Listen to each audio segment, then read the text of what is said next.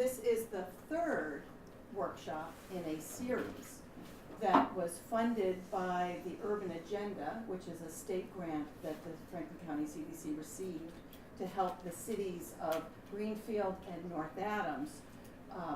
And so we're very excited. It's been a year-long project of working with business owners, learning about what their needs are as far as succession planning, and these workshops are an outcome from that research. We're fortunate to have Mark Abramson here from Greenfield, a realtor who is very well known in the commercial area, and Michael Vann from the Pioneer Valley, who has lots of experience in buying and selling and brokering, and will lead us off today on this. Well, welcome, and thank you for having me. A little bit of background on myself. I am a principal of the Vann Group. We are a strategic consulting and transactional advisory services firm located in Springfield. We're a multi-generational family-owned business, so I'm in business with my father, my mother, my sister.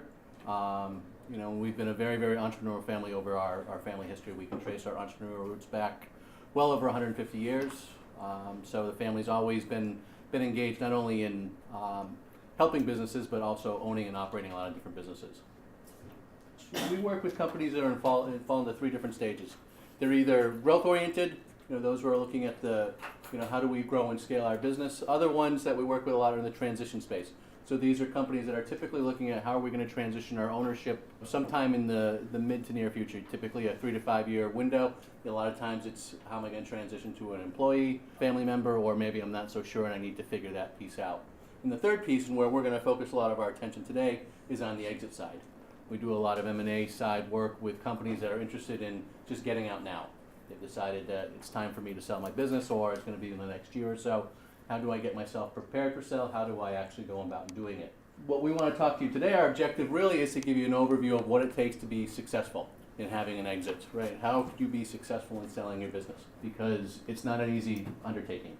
A lot of businesses that come to market don't sell. So how do we help you become more successful, and what do we define as success for selling a business? And we have three basic definitions of that. One, we want you to be able to sell when you want to sell. There's nothing worse than having a short sale because circumstances have indicated that you have to sell. We want you to be able to sell to who you want to sell to, because we want to be able to make sure our business is going to the right person, someone that we're comfortable with. Being able to sell to who we want to sell to is very, very important. And lastly, and most importantly for a lot of our owners, is how much. How can we get what we want for our value so it meets our financial objectives for this business? What you'll find in most surveys and things is that the business, for about 84% of business owners, is the most important asset they have. It's the largest asset they have. So turning that into a liquid asset is very, very important, because it's going to fund retirement, it's going to fund everything else they want to do in life. So being able to get what you need for value out of the company is very important.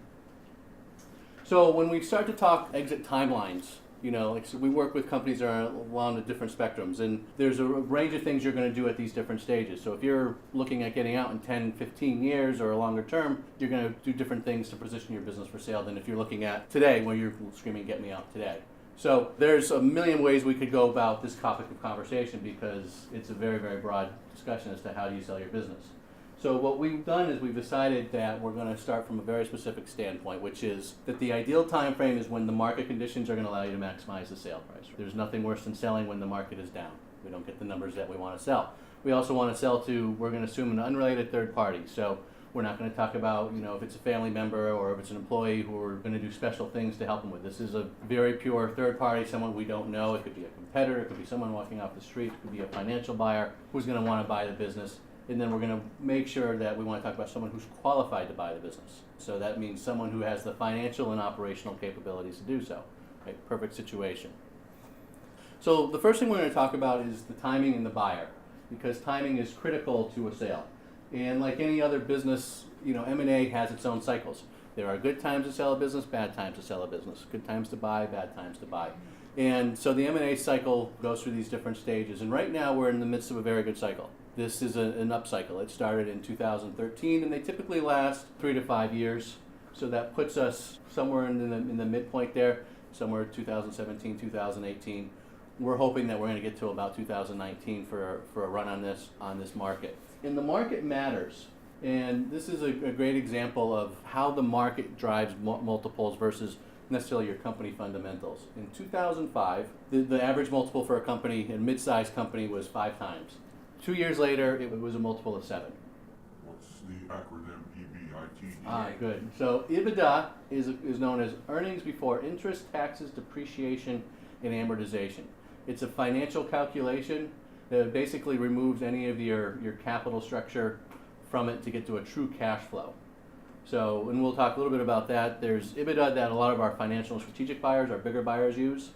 And then there's seller's discretionary earnings, which is EBITDA plus our owner's compensation. And that's typically a number that our small business buyers look at because they're buying a job. So they're looking at, well, how much money can I truly get out of this, versus an EBITDA calculation, which is more related to the financial return that I can generate. So those multiples, though, are very important because if we've got $1 million EBITDA and it sells for 5 versus 7, that's a $2 million difference just because of market timing, market conditions. And that relates even when we have our smaller businesses. When the market's good, we get a higher multiple. Versus when the market goes bad, like in 2009, 2010, 2011, those multiples drop. So timing is very, very important, which asks, well, when's a good time to sell the business? And if we look at, this is the small business activity that we've seen, Biz Buy Sell, which is the largest listing site on the internet. It's used by most business brokers to list their companies for sale, keeps track of all these great statistics, and they publish them on a quarterly basis. So you can see from over the past few years, we had an average sale price of $180,000 in 2013. That's up to $200,000 now. So we've seen some nice appreciation. The number of transactions is growing. So how many companies were sold last year? We went from 7,000 to almost 7,900 over that time period. So we're starting to see a nice trend in that market, which follows that M&A cycle. The really exciting thing for us as intermediaries is what's going on presently in 2017. And this is a snapshot of 2017 first quarter activity. And the numbers that should jump at you is you see that number 2,368. It's a 29% increase in transactions over last first quarter. So that means we're really starting to see businesses sell. A lot of activity in the market. We're seeing the multiple go up, which is good for us as sellers. And then we're seeing both the revenue of the companies that are selling and the cash flow selling, which means our companies are doing better. There's more confidence in our buyers, more confidence in our sellers. So it's a very good market right now. And the stat that's really going to jump at you is this number, 8%. So according to Biz Buy Sell, this is the gap between the average asking price and the average selling price. So in our world, that's almost equilibrium. When we're at that close of a number, it means it's a really, really good market. Our buyers are being reasonable and our sellers are being reasonable. So good time to be in the market if you're going to be in the market. So that leads us to the question of, well, how long is this market going to run? If I'm thinking about selling, do I have the time to do it? And the question, the simple answer is we don't know. But we have some idea as to what's going to happen from a trend standpoint in the market. We know that inevitably there's going to be a decline in M&A just because it's a cyclical business. But there's some demographic realities that are starting to drive this activity that we're seeing right now. And this is a great snapshot of our world here. There are 2.7 million businesses in the United States owned by individuals over the age of 55. And when you ask them, when are they going to sell? 48% said within 5 years. Right? I've seen that statistic as high as 60%, and I've seen it as low as 35-40%. But we know that at some point in reasonable time, a lot of our baby boomers are going to be selling. They're anticipating it. Now, 5 years is a perfect window for them because it's far enough to say yes, to sell, but close enough where they don't have to act on it. But that's a lot of businesses. And if you talk to them as to, well, do you have a plan on how you're going to do it? No. Only about 26% of business owners actually have a succession and transition plan for their business. So that means that they're just kind of winging it as to how they're going to sell. But they do have some very clear ideas as to how they're going to sell it. It might be a family member, it could be an employee, it could be no idea. And then the ones we're really interested in, though, today are the 24% who think they're going to sell to a third party. Someone unrelated, someone who's going to walk into the door and say, I'm in love with your business, I want to own it. Those are the people that we want to talk about. So I'm a numbers guy, so I like to add some clarity with numbers as to looking at the market as to where those trends are going to go. And so we did a little bit of math, and we said, if business owners, we got this 2.7 million, let's really start to break down those numbers to see what's a reasonable expectation for transactions. 1.3 million of those are going to exit in the next 5 years, so they claimed. So we break those numbers down to figure out there's, about 56,000 people are expecting to sell a year over the next 5 years, right? If we just average that out. Biz Buy Sell says we have 8,000 transactions a year right now in an upswing in our market, right? So what's that equate to? That equates to there's 7 times more businesses for sale than there's actually transactions that are occurring. Now, Biz Buy Sell doesn't have the hold on the whole market, but so maybe that's 5 times or 4 times. Either way, there's a lot more inventory of expectations than there is actual buyers for the market. And some of that is really attributed to the demographics that we see. So these numbers aren't perfect, but we know that our baby boomer generation is one of the largest generations in the history of America, and they're getting to retire. So you're in your mid-60s, maybe 70s, that generation. It's time to transition that business. Who's the next logical buyer? Well, it's the next generation, which is Gen X, which is my generation. There's about 44 million Gen Xers. Do a quick math calculation on that one. You can see there's a supply-demand available buyers and available sellers. We also know that the average age of a first-time entrepreneur is 43. That's set right in the heart of that Gen X requirement. So that's when our generation's starting to look at buying. It's got this really big challenge for you because there's just a smaller generation of buyers or prospective buyers out there. So that always brings us to the conversation of the next generation, those millennials, who are derided and revered at the same time. Right? They're obviously a interesting generation because their size. They're larger than the baby boom generation. So good, we're going to get them to buy businesses. Some of the challenges we see with the millennials is they're generally risk averse. Despite the profile is that they're this very entrepreneurial generation, there are certainly pockets of that, but generally they look at investments from a short-term perspective, which isn't surprising because they grew up in the Great Recession, So same as the Great Depression era generation, you hold on to your money, you make sure that it's there and it's safe. Buying a business is a big risk. Starting a business is less risk because it's usually somebody else's money. And there's also the heavy emphasis on quality of life issues.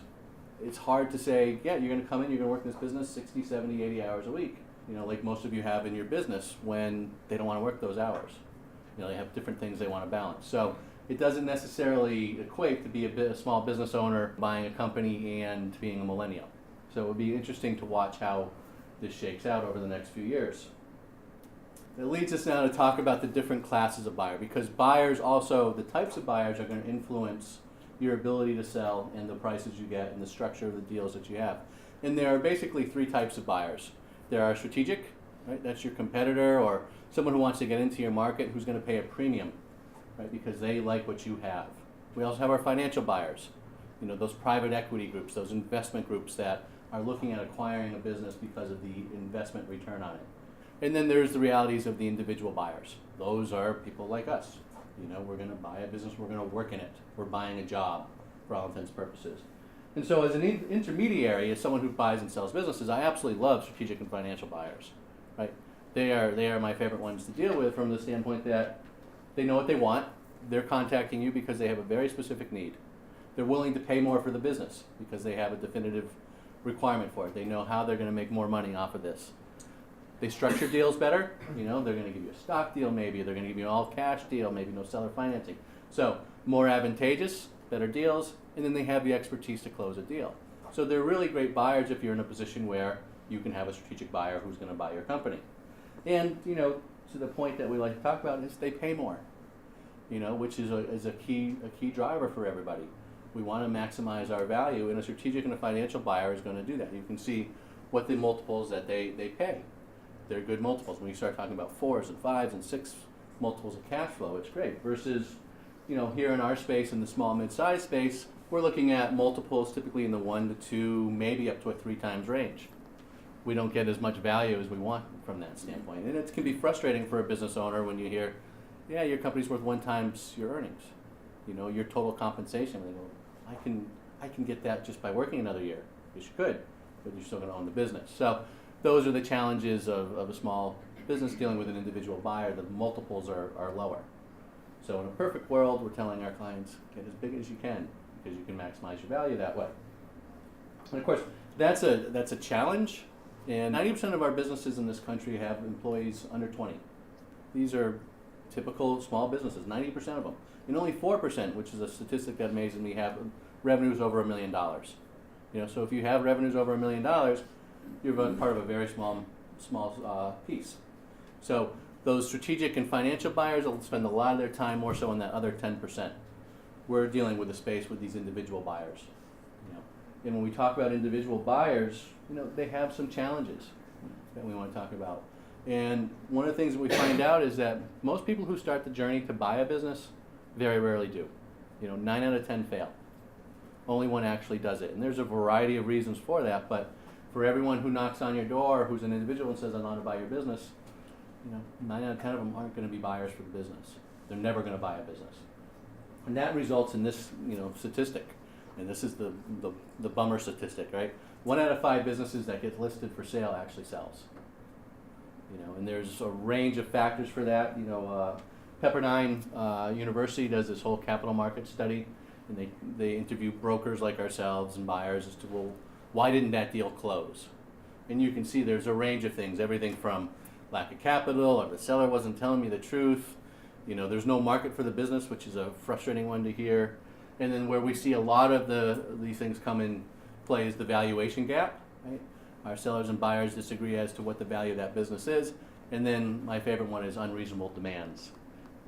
And unreasonable is obviously a questionable term, but what you think is unreasonable, I may think is completely reasonable. But it's a big area where deals get bogged down. And we're going to go into a little bit more of those a little bit later. So people ask, well, why don't they buy well? Why can't these individuals just come in and buy a business well? And the reality is because they've never bought a business before. It's a very unique transaction. It's not like buying a house. You buy a house, everything is clear. There's been an appraisal, we got an inspector comes in, it's pretty black and white. We know what the bank is going to finance. Whereas a business, it's all about emotion. It's about what I interpret when I see those numbers. When I'm looking at what level of risk I'm willing to take. So when you do that, and if you don't have the experience or the expertise to buy a business, it can be overwhelming. So we see a lot of times that individual buyers will start down this path, and it's a nightmare dealing with them because they're not educated on the process. They don't know what they're doing. And as a seller, that's going to be incredibly frustrating because you might like this individual, you might like the offer, but they're going to frustrate you because they don't know how to pull the trigger. They don't know how to get the deal done. Those can be very, very challenging things. So really 4 reasons why they don't know what they want. I can tell you I get calls all the time from individual buyers who say, I'm looking for a business. And I'll say, great, what do you want? Well, something in manufacturing maybe, or a service business, no restaurants, maybe distribution, maybe some technology. Okay. You just give me a really wide universe. Where do you want it to be? Well, it'd be nice if it was near me, but it could be in Worcester because I could travel that far. And well, what size? Well, I'm not really sure. So they don't have a clear decision as what they want. They've just woke up someday and said, I want to buy a business, or they've been let go from a job and need a career change, but they haven't given any thought to it. So that's why most of them aren't successful. We also have the unrealistic expectations. So I have $50,000, but I need to make $150,000. So I need to buy a business with my $50,000 that's going to be able to support that. Fantastic. I wish I could find that too, because if it did, I would be buying it. Right? Those unexpectations, because a lot of them come from jobs, and they make a nice living, and they don't, and they don't have the risk to it. So you think, oh yeah, I could buy a business, have it pay its debt service, and still make my $100,000 plus a year. Very unrealistic from a buyer standpoint.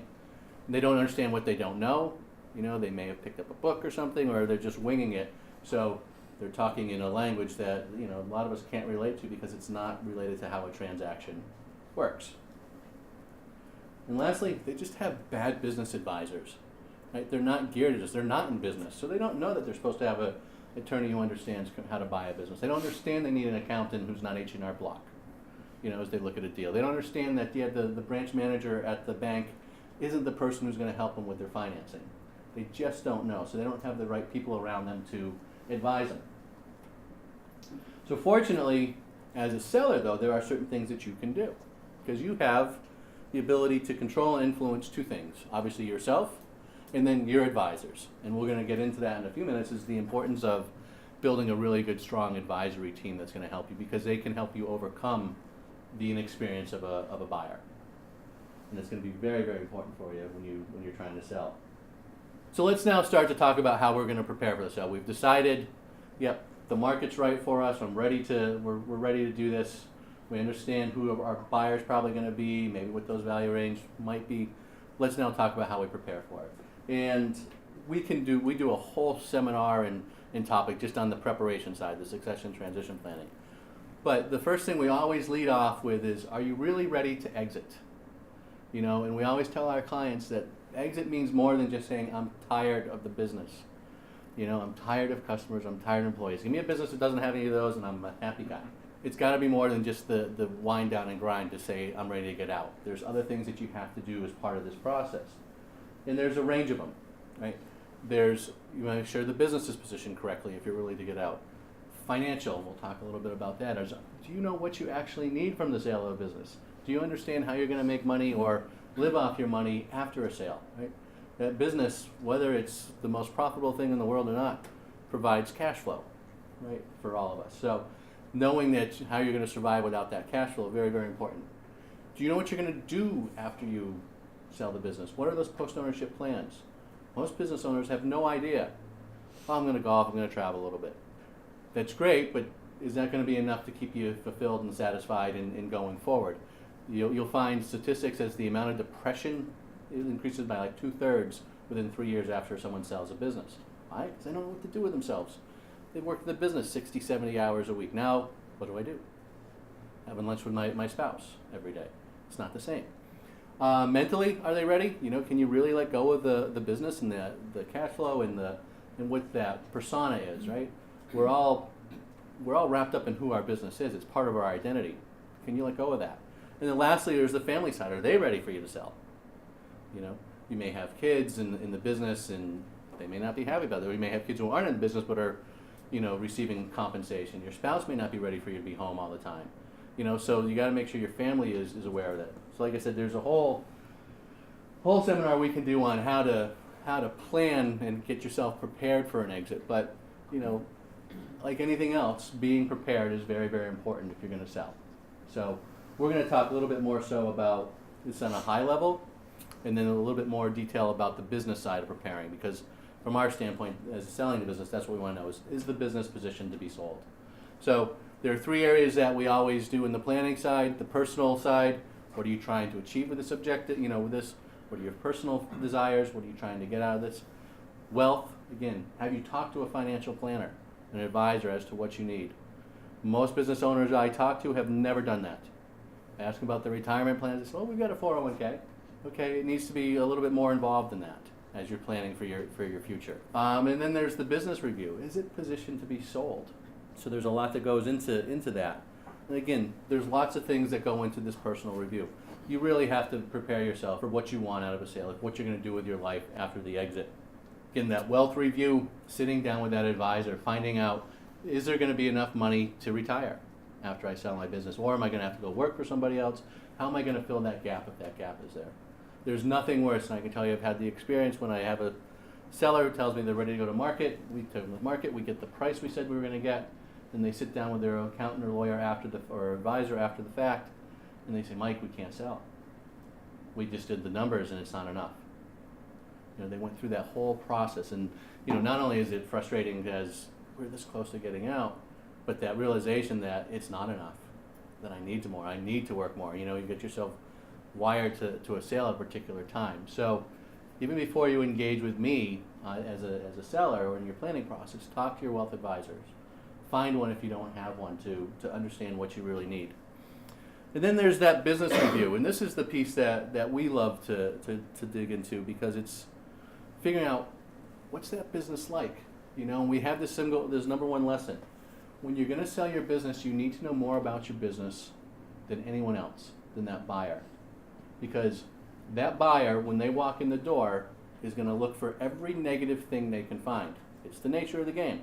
Because everything that I don't trust about that business, I'm either going to walk away or I'm going to find a way to reduce your price. So these surprises kill deals. When things get popped up in due diligence, right? There's always something. Oh, geez, maybe there was a customer concentration issue we found, or, we found out that this particular employee is at risk, or, the compensation isn't really at market, so that's going to cost us more money. Know your business. Know it inside and out. Know it better than what someone like me is going to come in and tear it apart about. What are they going to nitpick you with? And so when we're getting a business ready for sale, we have 18 areas that we assess, that we dig into looking at a business. Now, the larger the business, obviously the more complex, some of these may not rely, but these are all things that are going to impact and influence a buyer when they're looking at your company. You know, what industry is in it? What's going on in your industry? Do you have a lot of competition in your market? Who's your customer base? How's your technology? You know, I'm walking through your business and I see that the computer monitor looks really, really old. That's going to cost me money. What else don't I know about that? You know, so those are the things that pop up during this due diligence process. You know, do you have your business processes documented, or is it all up in your head? I'm the owner, so it's all right there. You know, yeah, this is how we do things. How are your employees? How's your pricing? We had one company that we just brought to market. What we found out is that not only did they have heavy customer concentration because one of the partner who died unexpectedly wanted to just get as much work in to be safe and secure, he was giving it away. So when he passed away and the absentee owner came in and he looked at it and realized, well, we're not making any money on this customer, and they now equate to about 75% of our business. We went from a valuation of like $1.5 million on the business to $250,000, $300,000 because they weren't watching those types of things. So very, very important with your pricing and your customer concentration. All these things factor into what's going to influence your values and the attractiveness to a buyer. There's also understanding the value drivers and inhibitors of the business. 3 things. When I get a call from a buyer, the 3 things they want to know. What industries do you have? They have very specific industries they want to be in. What's the size as far as the revenue, and what's that cash flow? You know, that EBITDA, that seller's discretionary earnings that we talked about. Those are going to influence the buyer's art. You know, I have some buyers who love manufacturing. I have others who can't stand it. I have others who want healthcare, others who don't want that. You know, so it all plays into who that buyer is going to be. And once you get through that first thicket with them, now they get into this next piece. What drives the desirability of that business? Do you have a reoccurring revenue stream? How are your gross profit margins and your net profit margins? Can this business scale? So if you're doing $1 million, can I get you to 2 million, 3 million, 4 million? And what's it going to take to do that? You know, the faster it can do that, the more attractive the opportunity. And then what do you have inside running the business? Most buyers are buying the management team. You know, do you have people that you rely on who are capable of executing or are going to stay with the business? You know, those drive value. And then we have the thing that we call the devil in the details. These are the things that all impact the value. We said, you know, that customer concentration, or I'm walking through the shop and I see, those machines look pretty old. What am I going to have to spend for investment? Well, there's a couple $100,000. We're going to take that off the purchase price. You know, so those types of things are the ones that impact you. So lesson number 2, number 1 way to improve the value of your business is to position so as consistent growth and profitability without your involvement. If you can have a business that's running without you, I can sell it for a lot more money. I can find more buyers for it. So how do we get started now in this process? We've done our preparation. We think we're ready to sell. What's next? And there are really 3 things we have to do. The first one is decide how you're going to market. Is this something you're going to do yourself? Are you going to hire an intermediary or business broker? Step 2 is build that team. Build your team of advisors who are going to help guide you through this process.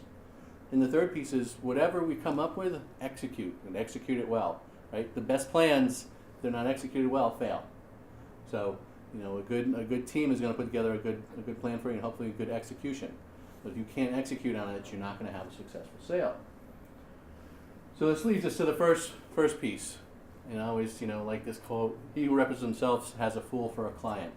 And this comes down to whether or not I should hire an intermediary business broker to represent me, or I should try to sell the business on my own.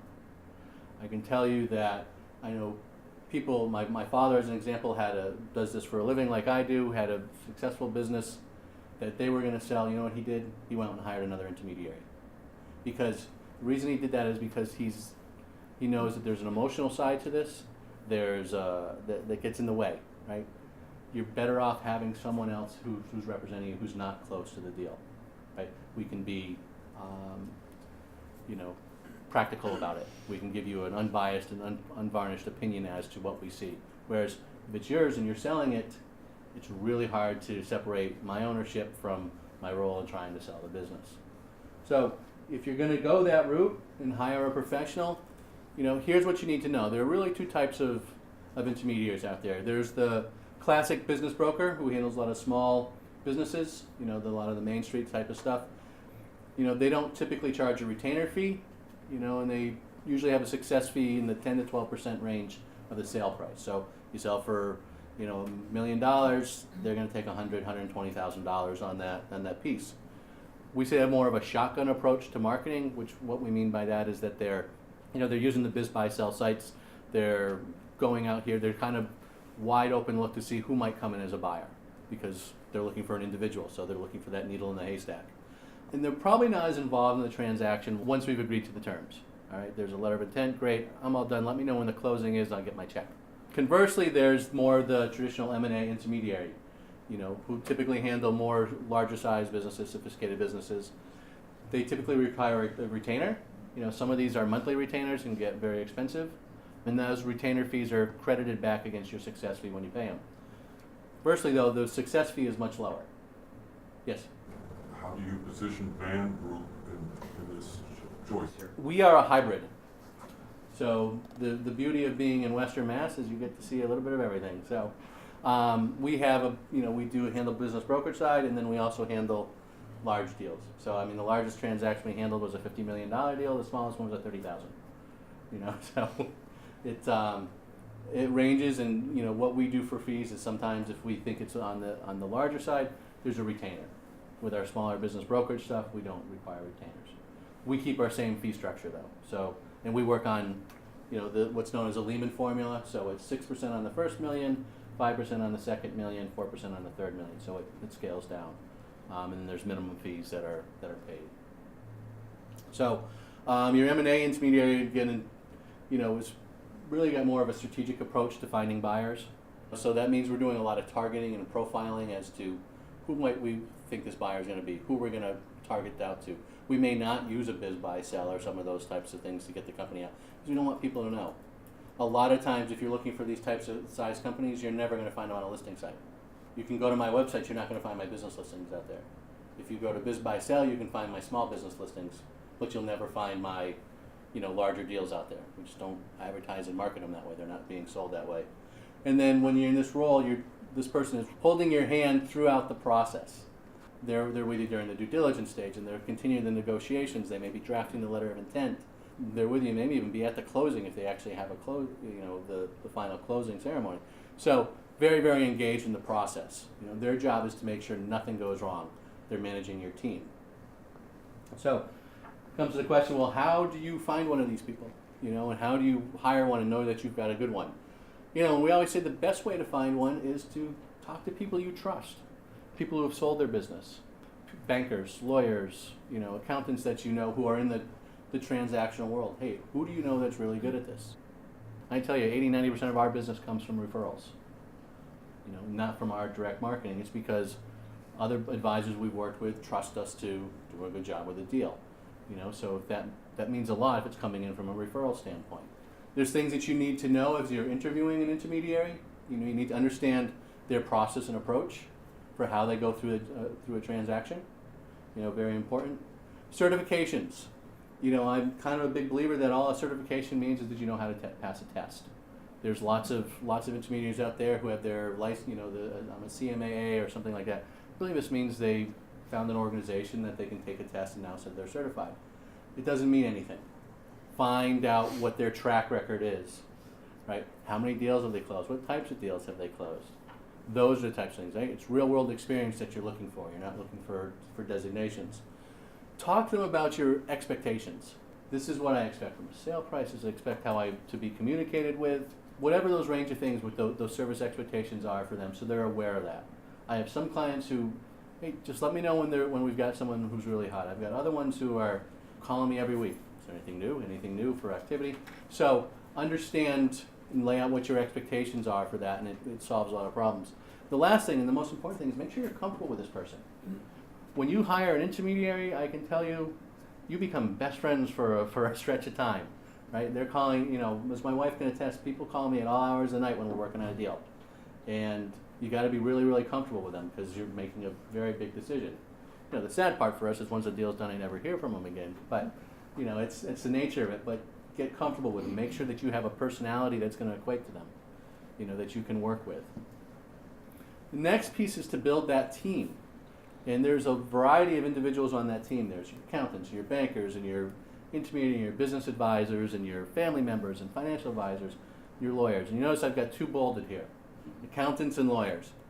Very, very critical that you have the right accountant and lawyer as part of your team, because they are, particularly a lawyer, really, really engaged into the nuances of the transaction. And again, I always say, professional initials don't mean jack, right? Just because someone is an attorney doesn't mean they know how to close a commercial transaction. Because someone is an accountant can file a tax return doesn't mean they know how to structure a deal from a tax perspective to maximize your value, right? Doing deals has a whole different approach to it. You know, there's this argument, is it an art or a science? Well, selling a business, you know, there's a science to it. There's a process to it, right? We can have all our checkpoints, but there is an art that's part of this process. And to know the art, you've got to be really into it. You've got to be doing it all the time. You've got to be practicing it, because transactions have a lot of gray area. There's a lot of things that happen that, you know, you have to come up on the fly with, so you have to have the experience to know how to adapt and react. I can tell you what happens when you have a bad advisor. They kill deals. You know, this is a great example of a deal that we had when one of our advisors, our clients, hired an estate attorney to do the deal. Trust them. You know, they did some other work for us. They're like family. We love them. We're going to use them for the deal.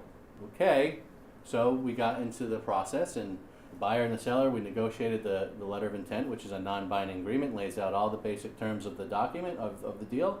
Our party signed it, sent it to the lawyers to start the paperwork. Well, this attorney threw an absolute fit. I don't want to go to the documents. There's some things with the LOI that, you know, I don't like.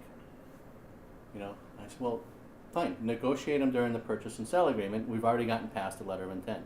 And the screaming response I got was, that's not how I do things. Well, that's how the buyer and the seller want to do things. They've already agreed to the terms. Now get into here, because no one wants to spend money on legal counsel who are coming in and making changes to a letter of intent that's non-binding, that doesn't have any, you know, relative value to the terms of the transaction. What ended up happening to this deal in very short order is the buyer walked away. He made it very clear, I'm not engaging in a situation where you're going to have an attorney on the other side who's going to drive up my costs. And he walked. You know, so that advisor, you know, directly and indirectly, there were obviously some other things involved, but was a big reason why that deal was lost. So having a bad advisor team does some things that we don't like. It certainly costs money. That can get very, very expensive when you've got attorneys who are bickering back and forth. They create stress, right? Because they don't necessarily know what they're doing, or they're posturing, or they're doing the wrong thing, so they're making the deal harder than it needs to be. They can make you look bad, right? Don't you have a good advisor? Can't you get a control of your attorney on this situation? And, you know, most importantly, they kill deals. No one can kill a deal better than a bad attorney, because they're controlling the process once you get past the letter of intent, when they're drafting documents. You know, so it's really good to have a good advisory team. And so when you start to look for them, how do you choose that advisor? Ask for references. Have they done deals like this? Understand the track record. You know, talk to those people that you trust. Make sure they're open-minded. That's very, very important in this process. That you've got someone who is open to looking at things. The thing that always worries me is when you talk to an attorney or accountant and say, well, we're looking at a stock deal, and they'll say, absolutely not. Stock deal is bad. You could have potential, you know, liabilities there that you don't know about. Yeah, but I can actually buy the company for less, and the buyer can, you know, get a capital gains rate. We can do some other things. If they're not open-minded on those types of things, they're going to cost you money because they're not looking at the overall scope of things. Make sure they're reasonable, right? No one likes to have to deal with attorneys and accountants and advisors who have egos, who are making the deal about themselves. So make sure you got someone who's reasonable, practical, and knows what the objective is, which is get the deal done, get it closed. Don't nitpick over things that don't really matter in the big picture of things. Lastly, make sure, again, you're comfortable with them, you know, that you have a good working relationship with them, that you can trust their advice, that you can feel good about working with them. So that brings us to our number 3 lesson as part of this process is ideally hire an attorney who only practices business law. Someone who lives and breathes in the business world, you know. And also, if you can, make sure they have extensive experience with transactions like yours. Great story. We did a deal with a private equity company a couple years ago, and they brought in their law firm, which is Jones and Day, who's a massive, attorney, law firm that's got $750, $1,000 an hour lawyers. My client was absolutely convinced he should use his, local attorney who has, herself, no backup, no anything, has never done a deal like this. It didn't work out as well for my client. Did he get his sale? Yes. Did he get his money? Yes. But if anything ever goes wrong after the fact, he's not in a good spot because he didn't have an attorney who knew the nuances and ins and outs of the stock deal, of dealing with that type of firm. Didn't have the ability to push back, right? All those things that you're looking for because they're not familiar with this deal. They were out of their element, out of their league. So find someone who's got good experience in doing transactions similar size, similar nature. Next piece is execute the plan. So you've engaged someone like ourselves. What's it look like? There are different steps in the process, and this is our process. I'm going to assume that for 90% of my colleagues in the industry, it's pretty similar to this. The first thing we do once we get engaged, we put a value on the company. From there, we start to build our what's known as a transaction strategy. And we're going to go into each one of these in a little bit more detail, but transaction strategy is how are we pricing the company? Who are we targeting for our buyers, and how exactly are we communicating with them? The offering memorandum. This is a document that gets put together that explains the who, what, when, why, where, how. Isn't this the greatest company in the world? Document that goes to a buyer once they've executed a confidentiality agreement. Right? It communicates those information about the company that we want them to know. It's how we position it. This is why this is such a great opportunity, Mr. Buyer, why you should buy this company. Here's the things you know, and things that maybe we don't want you to know that we're going to not highlight or illustrate, hope you don't find. Then they go into the offer process. So how do we get an offer going? That letter of intent, the negotiation, then the deal management side of it, right? Once we get to the letter of intent executed, and then we got the attorneys involved, and the accountants involved, the banks involved, how do we make sure that everyone is doing their job? Is everyone's moving the deal forward, right? There's nothing worse than deal fatigue when a deal drags. We have one that we were engaged, it's an internal sale between a buyer and seller. Our job was just to structure the deal and then turn it over to the attorneys to get it done. We had all that done and agreed to last September. Today's what, May 18th, 19th? Still not closed. Right? Deal fatigue. The attorneys nitpicking, doing this and that. No good reason or bad reason for it, it's just happened. So where do you think the frustration level is with the parties? Where do you think the legal bills are? Having someone who's going to move that piece through is very important, and then obviously we want to get to a close, which is where you get a check and we get a check, and everybody's happy. So we're going to talk a little bit about value, and there are, a range of spectrums on value. And I know you've had a conversation. We had someone in talk about valuations and how those work, and so I'm going to talk a little bit more about from what we see from a market standpoint. And so, appraisers often talk about fair market value, right, which is an IRS standard of hypothetical buyers, hypothetical sellers. And when we talk in our world, we deal really two more different types of values. We talk about market value, which is that fair value, which is that hypothetical buyer and seller, but also taking the current condition of the market. What's going on in the reality of this? Is it actually going to sell? And then we also talk strategic and investment value. Right? This is what our strategic buyers, our financial buyers pay. This is the over and above. So if we're really lucky, we're getting a premium. The market says it's worth X, but GE just came in to look at us, so now it's worth Y. And what are those premiums? And they typically run in that 0 to 25, 30% range if you can get them.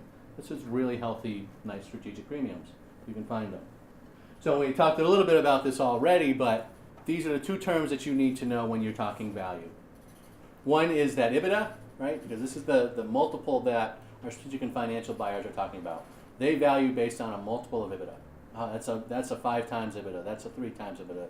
We're lucky that's an 8 times EBITDA. Our seller's discretionary earnings is our EBITDA plus what do we make? That fair market compensation of what we make. And then an individual buyer is typically looking at that number. And they're going to say, all right, well, if the multiple is 2 on this, I got to pay myself X. What do I have left? Our financial buyers typically aren't doing that. Our strategic buyers, they're not worried about paying X off that. They're looking at that raw number. It's assumed that someone's working it. So those are the two numbers that we deal with when we talk about valuation with our companies. And EBITDA is worth more than sellers' discretionary earnings. Simple fact. So, great example, we've got a company that's got $450,000 in sellers' discretionary earnings, $400,000 in EBITDA. Great.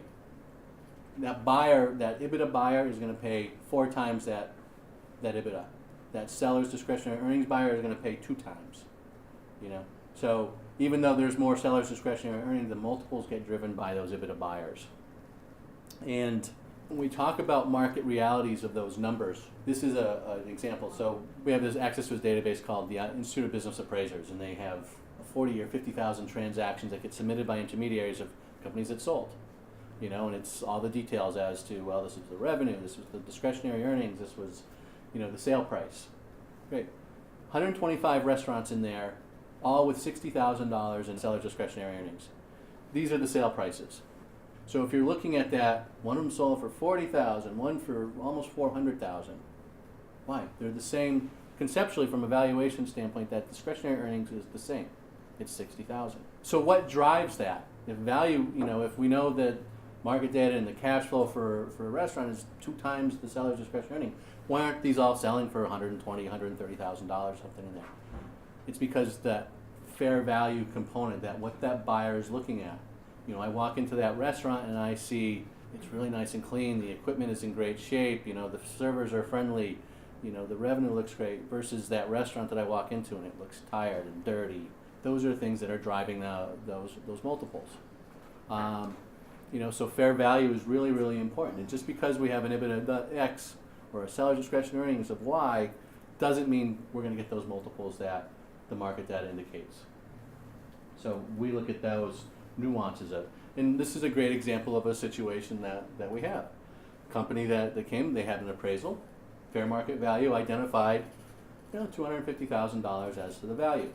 Because the cash flow says X, we can get to there. However, when we have our buyer's hat, we're marketing it, we're saying there's almost no value here. Well, why? How can that be? Well, it's a small company, it has no fixed assets, and all the knowledge is in, there's 2 or 3 employees, is the owner, it's all his relationships. Who's going to pay for that? Nobody, right? Or if they're going to pay for it, it's going to be over time on a retention basis and different things, but I don't know what that looks like. So the reality is, from a sales standpoint, it's unlikely I'm going to be able to sell that company, much less sell it for the fair market value. So it's always good to understand the market realities of trying to sell a company. It's like me sometimes trying to sell my company. I have great years, I have bad years. No one's going to pay for my company just because it's all about me. Next piece is, you build your transaction strategy. So the transaction strategy is really a simple document. Your intermediary, again, is going to look and say, all right, these are the issues you need to address before a sale. Or at least be aware that this is what's going to pop up. So be prepared for a buyer to mention X, Y, and Z. Here's how we think it's going to impact your price or the structure of your deal. Our approach to pricing, which we'll get to in a second, who are the likely buyers that we see? Who do we want to target? What's that profile that we've got based on looking at your business? So the transaction plan lays all those things out, and it looks at what are those potential deal killers, those weaknesses that we see. So that always brings us to the question of, well, how do we price the business? We know it's worth X, or we think it's worth this. So what should we do? Should we put it on the market with a purchase price? Should we put it on higher than what we think it is because we know someone wants to negotiate? Do we not put a price on at all?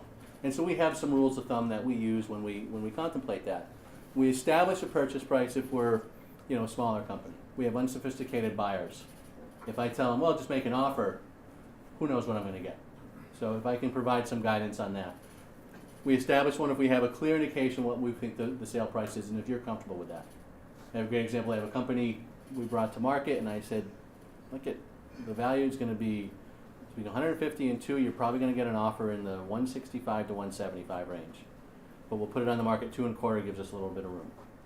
Where do you think the offer came in? 175. My client though wasn't happy because he really wanted the 225. So you got to be comfortable with the price if you're going to put it on and say, yeah, this is what we're going to get. We usually leave a little bit of room in for negotiating, but we really like to go to the market with a number that says, this is where we want. So I didn't put it on at 200,000 because I'm expecting 150. I put it on at 200,000 because I expect the offer is going to be somewhere in that 175 to 2 range. We're pretty firm on that. So, we don't leave a lot of space on that.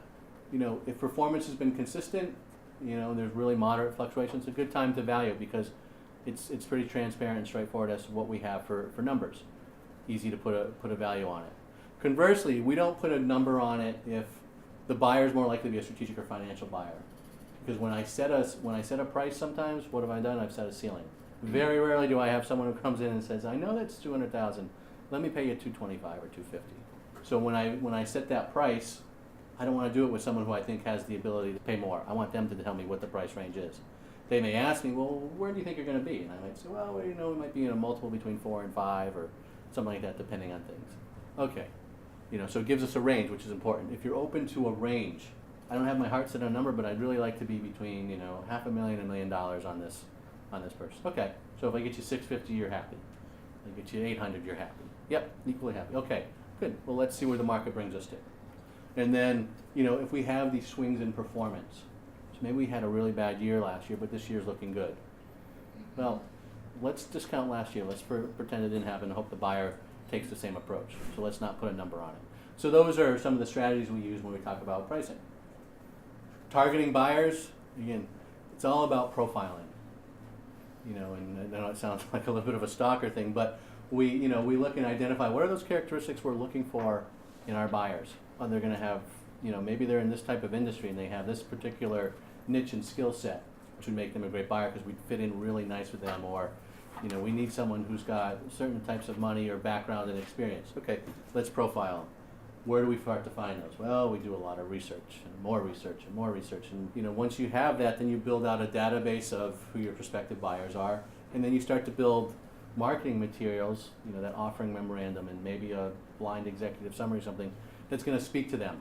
What are the hot topics going to get them to open this up and go, yes, we want to call this company. This looks like it'd be a great fit for us. Right? So there's that marketing piece that comes into putting your business on the market. It's selling it, as to why they should buy it. The outreach side of this, there's strategy to that is there's 2 ways. We've got obviously our specific marketing materials. When we're dealing with a business that we're going to shotgun, we might go, we've got our database of referral sources. Every broker has people they go to. Our database is probably 400 or 500 that we constantly target of lawyers, accountants, bankers, financial advisors, people who know people who look to buy businesses. They have existing clients. We also have a buyer database that we go out to, and I can say, all right, we've got a manufacturer. Who in our database might be interested in this? We market that way. We go to websites like BizBuySell and BizQuest and those types of things and post out there because, we're looking for the needle in the haystack. We're looking for that match. So maybe someone is going to pop up with it.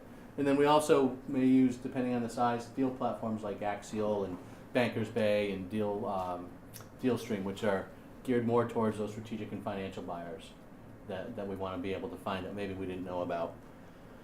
Then we have our target approach, that database that we've made of particular buyers, that's how we're going to market to them. A lot of times we use, and you'll be happy to, direct mail. We find that people open mail. They don't open email, but they open up mail. So, we'll send our letters that way, and follow-up phone calls to get to the buyers. So there's a real strategy to how you reach out to potential buyers. The next piece is that offering memorandum. So once somebody says, yes, we're interested, here's your confidentiality agreement back, great, here's the book you get. This tells you what you need to know about the company. Sometimes, before we even let them get to that piece, we give them just a high-level snapshot that's even more condensed and say, before we let you know even more, you're going to tell us how you might structure a value of the company, how you're going to maybe structure this deal, what your indications are, what you might do with management, all these types of things. So we try to pre-qualify them even further before we let them get too deep into the process. So we let them, we make them jump through a couple hoops. So we've got our buyer. They've looked at the offering memorandum. They love the company. We've talked to them. Now they're ready to buy. They're ready to make the offer. What happens? Right? From offer to close, we call this. And there are a range of things that happen in this stage, right? This is where we negotiate all those little details. Oh no, we want this for a price, or you know what, you're going to include a company car for my guy if he's sticking around as an employee, or whatever those types of things. No, the seller financing is not going to finance that much of financing. So we negotiate all those things. We have the numbers, right? So we're playing with the numbers on both sides. We have the tax side. This is where that accountant becomes really, really important. How do we structure this deal with those allocations that I'm going to maximize what I get at the end of the day? Because that's what matters, right? What's the analysis that's got to go into this, right? So we get an offer in, this is great, it's this 5-page letter of intent. Well, what's it saying there? What are those nuances and those details that we really need to know about? Okay, what's the strategy we're going to use as we go forward with this? What's the process? I'm going to lay out the process. Here's how due diligence is going to work. Here's when you can speak to my customers. Here's when you can't speak to my customers. Here's when you can let my employees know. You know, there's a process that we have to agree to in this. Then there's the legal side and, you know, legal documents and all the reps and warranties and those deal terms. And then there's the people side of it, right? So all these things come into factor during the closing stage. And there's really 4 key components to a deal. There's the emotion side, there's the knowledge side, there's the strategy, and the tactics. So when we talk emotion, as a seller, this is an incredibly emotional process for you, right? And I always love this quote, and this is the real quote from The Godfather. You know, in the movie it says, it's not personal, it's just business. It's the wrong quote. In the book, it's actually this quote. Of course it's personal, it's your business. All business is personal, right? This is your business. You probably started it. You've spent more time with your business than you probably have your family over the years. You know, you've led it, you've given everything you have to it. So now someone's going to come in and buy it. You're going to give it up. And what that buyer's coming in and he's telling you all these things that are wrong with your business, right? Once he's gotten into this process. So it's incredibly emotional. And we always say that you can go, you know, 60 seconds or less from those incredible highs to those incredible lows on the business side. We had a bad conversation, you know, the attorney called us and said, well, they want this. Horrible, we just had a meeting with the buyer, things were great. So it's a constant up and down as to how that transaction flows, which is why I get calls at 11 o'clock on a Saturday night. Right? Someone had a couple glasses of wine, was thinking about things, and Mike, can you talk me off the roof? There's something I don't like, or, you know, about this, right? So that's what happens. That's the emotional side of a transaction. And you need to be able to control your emotion, because if I can't control my emotion, what happens? I lose a deal, or I do something stupid that costs me money. Of course, emotion then talks about ego. And ego is the biggest deal killer there is, right? Because ego feeds us. It's what makes us entrepreneurs in the first place while we start a business. It's the risk side of it. We're better than everybody. We can do this. And you're coming in and you're telling me I'm doing this wrong with my business, or you're only going to offer me this? Screw you, right? This is my business. You're not going to tell me this or that. So, you know, you're going to negotiate this. I'm not doing that. I'm not sticking around for that long. Whatever it may be, there's an ego side to this that is incredibly important to control. And conversely, that ego also relates to your advisors, right? You have to be able to control the egos of your advisors. Sometimes, you know, and I wouldn't name any names, but there are certainly lawyers and accountants and advisors who, you know, they live for this stuff. This is their adrenaline flow, and so, you know, they're gonna be the hero on something. You know, rather than being practical, they may come in and, no, this is the deal term. It's not important. You know, so you have to try to control their egos as well, because it costs you money. The knowledge thing. Knowing is half the battle, right? The G.I. Joe mindset. And so what are those things that you need to know? You don't need to know all the ins and outs of a transaction as far as, well, what does this rep and warranty mean? That's why you have a lawyers and accountants for. But here's the realities that you need to know going into a deal. You need to know the different perspectives between a buyer and a seller. So the seller's perspective, the business is unique. This is my baby, right? I built this. This is something special. It's unique. Therefore, it's worth a lot more money than what this guy with a spreadsheet is telling me it's worth. I had a client who I gave him the offer, and I said, this is right where it is. He said, yeah, but you know what? I just invested in new menu boards and a new point of sale system. Where's that on the price? I said, well, it's not. It's there because you had to do that. They would have knocked your price down if you weren't doing those things. But yeah, but this business is unique. It's special, and I've made these investments. It doesn't matter. So that inflated sense of value happens frequently with our sellers. They want all cash. Love cash deals. It's nice. We gloss over the flaws. Don't worry about those things. Those, you know, I just haven't had the time to get to that about the business, or it's not a big deal. And then they want to be paid for the opportunity. Nice young guy like you take over this business. World's your oyster. What can you not do with this business? That's why you should pay me X. Conversely, we have our buyer, our negative guy, right?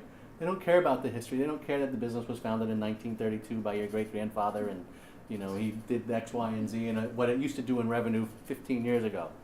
He's interested in what it's doing right now and where he can take it or she can take it. Fair market value doesn't apply. So you can bring me your appraisals and you can tell me it's worth X. I'm telling you, to me, it's worth that. Okay, that's the reality. I want you to finance the deal, or part of it, or most of it, right? Because I don't have the money to do all this, or the bank may want you to finance it. So we want the seller to be involved in the financing. Yeah, but I want all cash. I don't want any more risk. I didn't like the risk as owning the business when I owned it. Now I'm going to take the risk on you and on you money? No. They overanalyze. They pick on the most ridiculous things sometimes when they get into things that aren't really important, but they don't know. And the opportunity is theirs. They're not paying for it. They know there's an opportunity here. That's why they're buying the business. But they're the ones who got to make the investment and the sweat equity into it. So they're not paying you for that. If you wanted that value, you should have done it. The 10 Commandments of a small business transaction. Other area you need to know. What's good for the buyer is not good for the seller, and vice versa. Stock deal versus an asset deal. Well, great for the stock deal is great for the seller, capital gains treatment. Bad for the buyer. I don't get to take any write-up on it, on the depreciation. Okay, all these things happen constantly. Seller financing, great for the buyer, bad for the seller. So there's always this yin and yang to transactions that we have to find a balance to. The buyer probably doesn't have enough money to do the deal. They just don't. Company's worth $500,000. Means I need someone who's probably got $200,000 in to be able to do the deal. They may not have it, So makes it hard. That means you're going to participate in the financing whether you want it to or not. Hence number 3, seller financing is going to be part of the deal. Most buyers expect it, and that percentage that we're seeing increases every year more and more. And part of that chance is because we don't have asset-intensive businesses anymore. Great example, we had a company, an asbestos company, was doing $1.5 million every year. Owners made $500,000 every year, barely worked in the business. So we had a buyer, we got a good offer. In reality, when it came to financing, my balance sheet had $7,000 in fixed assets on it. So I go to the bank, what am I financing on that purchase price? Well, nothing. Goodwill. Banks don't finance goodwill. I can't sell it if it doesn't work out. So that's why you see a lot more seller financing today. We have these transactions in service-related companies that aren't asset intensive. Good advisors know how to close deals and are critical success, as we've talked about. Number 5, the sale price doesn't matter. It's what you net out. So many buyer or sellers have this concept that, well, if I just get $1 million for the business, or $2 million, I need that price. Okay, but the structure, you can maybe take less and get more money. I don't care. Mentally, I need to sell for that. So it's very hard sometimes when people have numbers in their mind. It happens all the time. Numbers don't lie. There's only so much we can do from a financing standpoint when you're talking about a deal. It's just the reality. Numbers are there. Banks are not investors. They don't take risk. So they're looking to mitigate as much risk as possible, which means a lot of seller financing, which means what can they get it valued for? What can they get it praised for on the realist, all these different pieces. No such thing as a win-win deal. I know as much as everyone loves to think it's a win-win. In our world, a good deal is when everyone's a little bit unhappy. That's a good standpoint, because if everyone thinks they won, it means someone lost. And then, be wicked smart. Keep everything in perspective. So those are the 9. And then the last one, you're selling because you want to cash out. We always have sellers who come and talk to us about legacy and this and those, all these things that they want, for the business. Oh, I want my employees to be taken care of, my customers. But when it comes down to, I have someone who's perfect who's going to do those, but they're going to offer you $50,000 less. Well, no, I'm not taking that, right? It's the money, right? I'm selling because I need to take that illiquid asset and turn it into liquidity. For most cases, not all the time, it's about cashing out. It's about maximizing that value. It's not about those other things. So a seller can talk to you, you guys can talk blue in the face about all these things. Unless you're going to put your money where your mouth is, it's secondary. So if you understand that, and most buyers understand that, we're in good shape. Last piece we get into is the strategic decisions. What are you getting? How is it being structured? How's the financing? And this is when your advisors really come into play here. When we talk about purchase price in small businesses, what is it equal to? It's, what does my buyer have for money he can put in? What do we think we can get financed? How much are you willing to put into it? What's your commitment with some creative solutions that we can do? That's what we get to a number. So if I get my strategic or financial buyer, it's all cash, here you go. With us, when we're dealing with companies like us, it's a lot more creative. Well, maybe I'm going to get an employment agreement for a while to take part of the money, or maybe we're going to increase the rent on the building that they're going to lease as a way to get this done. So how do we always find these balance? What are those creative solutions that we can do? And that ties into lesson number 5, this concept of something called an earnout. We're seeing it more and more in transactions because it's a way for us to bridge the gap between what a buyer wants to pay and what a seller wants for the transaction. So what it does is it typically tied to something like sales. So I'm going to get a percentage of sales over X dollar or up to X amount for a period of time. So great, the business continues to perform, Mr. Seller, you're going to get your money. The buyer knows that if it doesn't, well then he's not going to have to pay that. So we find them to be very, very valuable in bridging those gaps in the valuation, particularly when it comes to retention of business and clients. On the tactic side, there's always the stock versus the asset side. When we're dealing with smaller businesses, we're typically dealing with asset sales, which means a lot of this is an ordinary income, that we're getting, so we're getting higher tax rates, but we typically walk away with our cash and our receivables, pay off our debts. With a stock deal, great news, it's capital gains, but we're not maybe walking away with our receivables, we're leaving a working capital in there. So there's always a give and take with them, but typically, stock deal is great for our sellers, and an asset deal is great for our buyers because of the depreciation standpoint. When we get into larger deals, there's ways to mitigate that, with different IRS things that you can do. And lastly, we're wrapping up here, tactics. These are all the things that, are going to factor into the transaction. And this is, again, could be its whole presentation itself as to when you start to get into, well, how do we get financing? What's that financing plan look like? And then what are the legal documents? What's in each one of those? And the reps and warranties. So what am I committing myself to and swearing on oath of, as to after the fact? And then what am I indemnifying against? And all these devils in the deals that you have to deal with. And again, lawyers and accountants can get you up here and probably speak for hours on each one of these, the ins and outs of reps and warranties and indemnifications and the benefits of this particular structure or not. Good morning. I'm Mark Abramson. I work for Cohen Company Real Estate in Greenfield. I've been there for about 5 years. I've worked in real estate for 37 years in Franklin County, Greenfield, Berniston. Some of the things I will tell you will support a lot of the things that Mike had told you earlier, but some of the things may be in conflict, and I think it's because we live in Franklin County. Franklin County is a unique community in that we're small scale. There's very little large scale type businesses. In this room, how many people are less than 20 employees?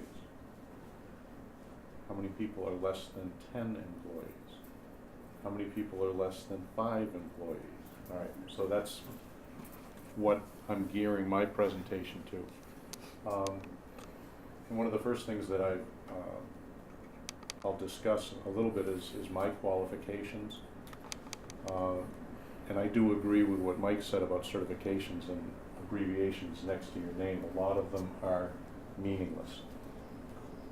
My designation, it's the CCIM, as a Certified Commercial Investment Member. I received that in 1981. It took me 5 years to get it.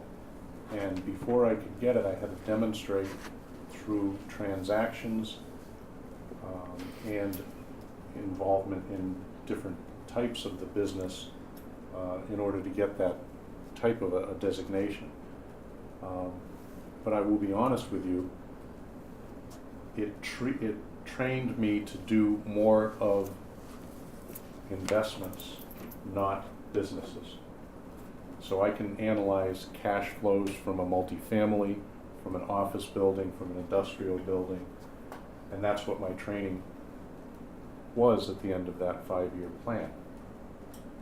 What I've done since then is I've taken seminars. I learned a lot from what Mike had said this morning, and kind of geared that to my work in Franklin County. And I still put it down to cash flows. And a lot of the things that Mike had said earlier, cash flows are important. And I treat them a little bit differently, and I always frowned upon determining values by a set formula, because I do believe that Franklin County is unique. And so what I did is a real life approach. And you'll see that as I pass it around when I get to that stage of what I call the annual property operating data sheet, which is what the CCIM trained me to do to analyze that.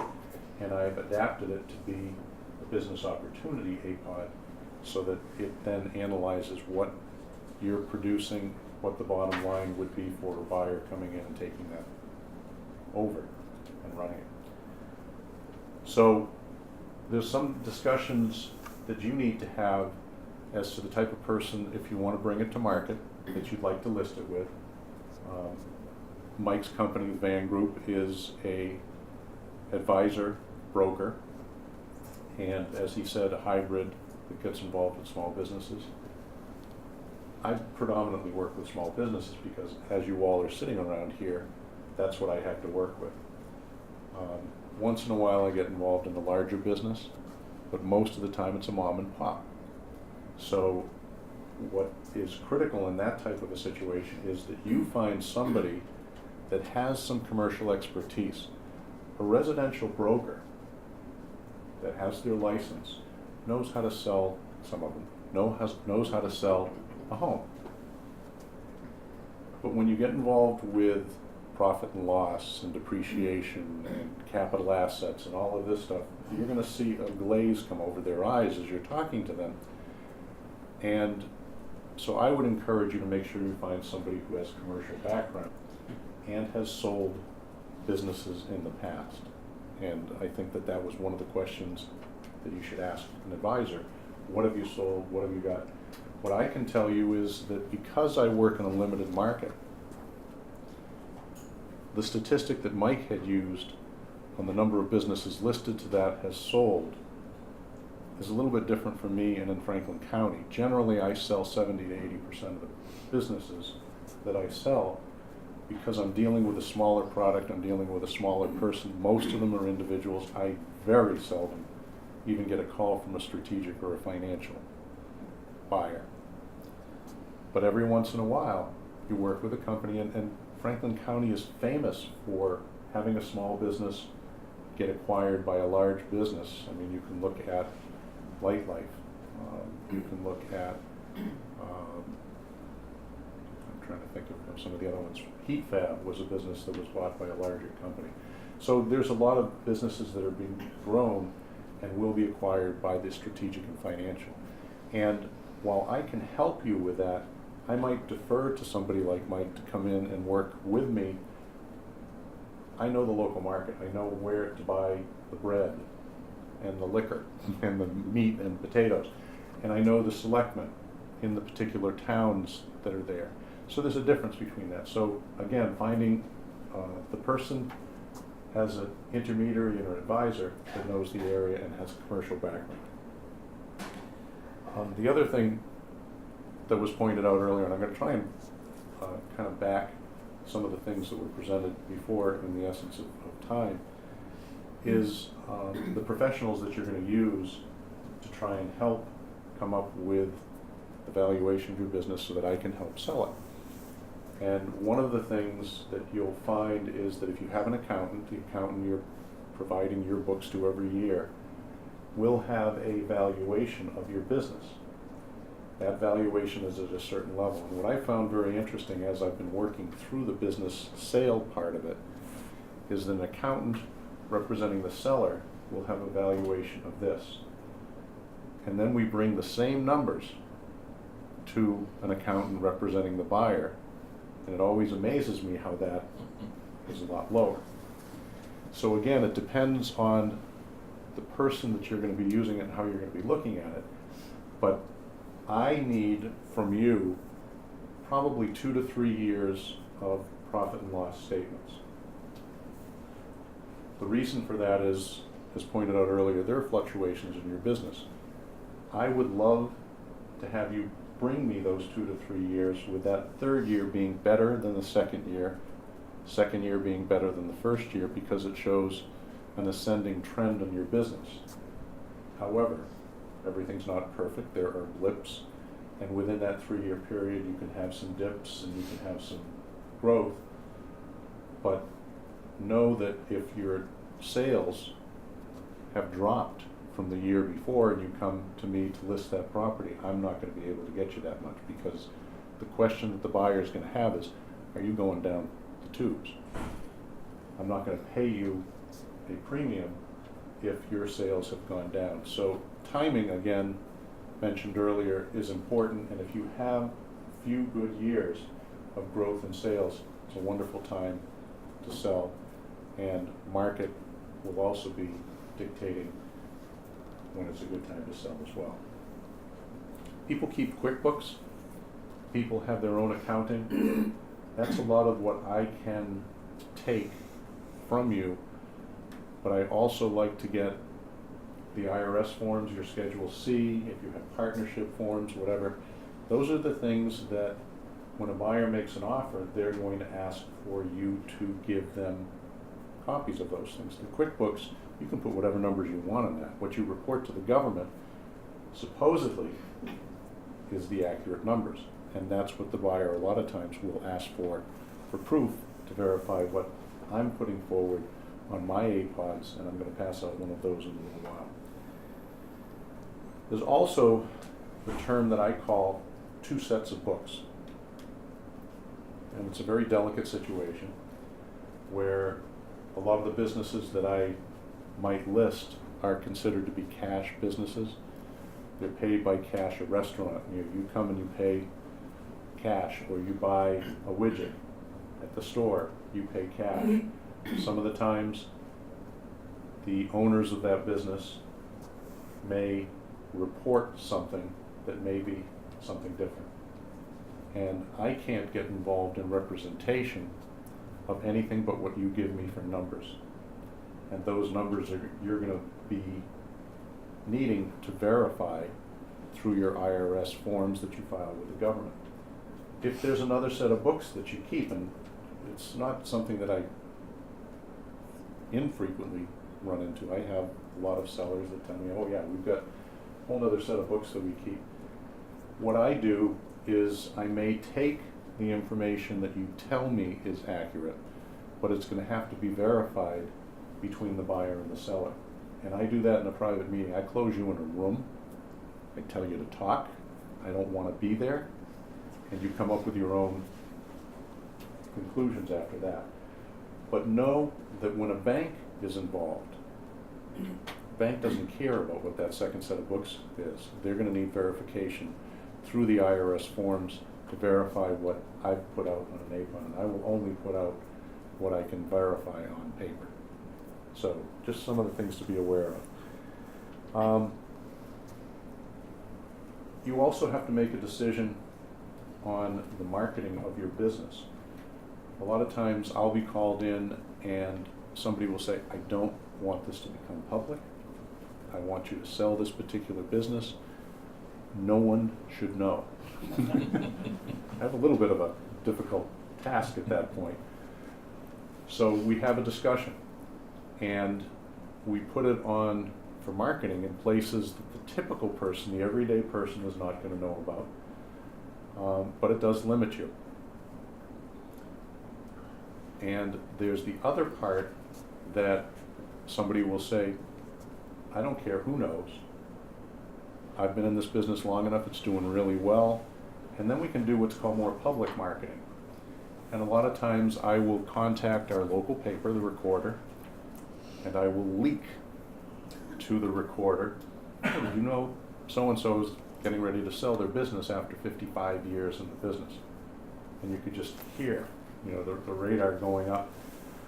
And it becomes an article in the paper, and you'll see them often in the paper. I've leaked some of those, not all of them, with the permission of the seller. And they're interviewed. And the thing that I encourage the seller to say is, don't focus on anything negative, but you know why you're selling. It's a good time to sell. My sales are up. It's all positive information that the everyday buyer is gonna read and say, oh, they're getting out because they wanna go travel and they wanna do this and they wanna do that. As opposed to saying, well, my sales, are down 20%, competition's coming into the area and I'm having difficulty keeping help. There's a whole lot of things that you stay away from. So those can be tactically released in that public marketing. And it does help because no matter what websites I go on and I put information that I have, biz, buy, sell, multiple listing service, a lot of those people that are looking for businesses will go to those sites. But a lot of these businesses that you own, that I market, our general public will be sitting at their kitchen table reading the paper and say, wow, that would really be a great business to own. And then they start talking. And that's where you might get the local buyers. Probably 90 to 95%, when the question was asked earlier, comes from local people that are in this area already. Honestly, because the businesses that you might have to sell are not going to be multi-million-dollar sales, six-figure bottom line incomes. So no one's going to move from California, where they're making $200,000 or $300,000 a year, to come to Franklin County and make 60.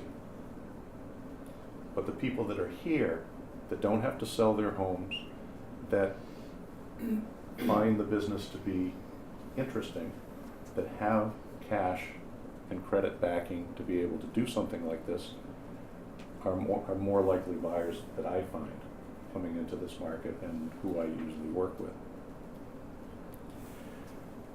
So what Mike had pointed out earlier is determination of value is critical for the saleability of a business. And I don't know if I have enough, so if you just pass these around. I can make copies. Yeah, or you can share if you're sitting next to somebody you want to share with. And again, this is the APOD that I was talking about before, the Annual Property Operating Data Sheet. And I take these from usually the most recent profit and loss QuickBooks. And I analyze, I take out things that I don't think are appropriate, and I put them forward in an APOD. This is handwritten because I did it a couple of days ago and my secretary's been out. And this is of an actual business that was sold in Franklin County. And what I look at is the income and expenses of particular businesses as they're reported. And I also back out, if you look halfway down, and I apologize for those that don't have them yet, if you back out the owner's salary, the reason why I do that is because if I'm going to be selling it to a buyer who's going to take over as ownership, that's going to be the income that they're going to get.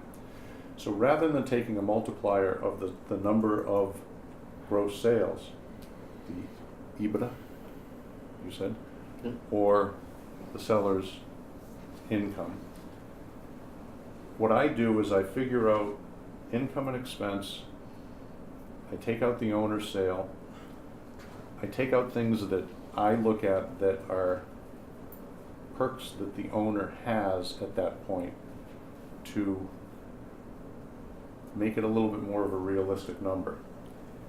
And I go all the way down through, and what I come up with is a net operating income, which is income minus the expenses.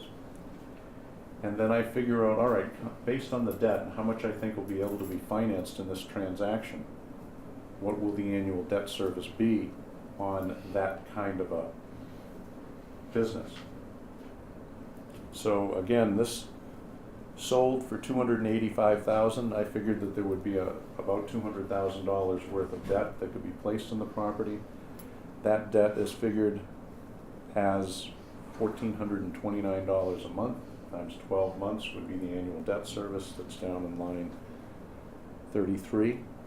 And I subtract that from the net operating income.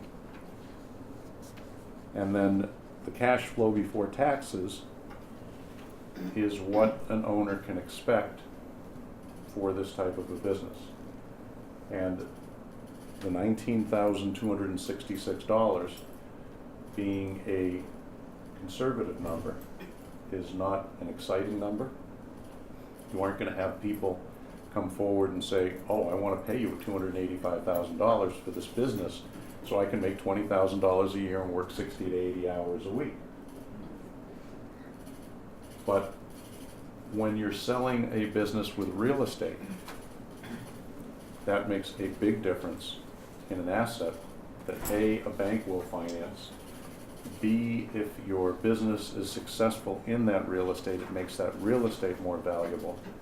And as long as you maintain and upkeep that building in a reasonable condition, then it's something that will appreciate over time as well, and therefore that particular buyer will look at it from the standpoint of what can my potential be. So it's a little bit different, and I know Mike had said before when you would ask a question about future earnings. In small businesses, it becomes a little bit more at play, where a buyer is going to say, you know, I've been in the food business, I've done this, this, and this. I'd like to buy this restaurant because I want to be my own boss. I'm buying the real estate so I can be in control of my occupancy costs. It's in a really great location so that that business is going to continue to grow. And I've got kids that are coming up I might want to have involved in the business. There's a whole lot of different things that play into it. And they will look and see what exists now and what we can pay and make that work in a reasonable basis. So that's some of the things that I do with regards to evaluation from the APOD, but then you have equipment, inventory, and goodwill. Goodwill is one of these factors that somebody may be willing to pay you for your business value because of what they can generate later on. That's kind of the future potential of how I analyze it. The inventory, typically what I do is state that the inventory will be purchased at your cost. So that's over and above what you're paying for the value of the business and the real estate. And that is generally taken at the time of the closing. So the day of the closing or the day before the closing, the business shuts down, an inventory is taken, and it's your cost. I've had a lot of people have tried to get the retail cost for that, but that's not happening.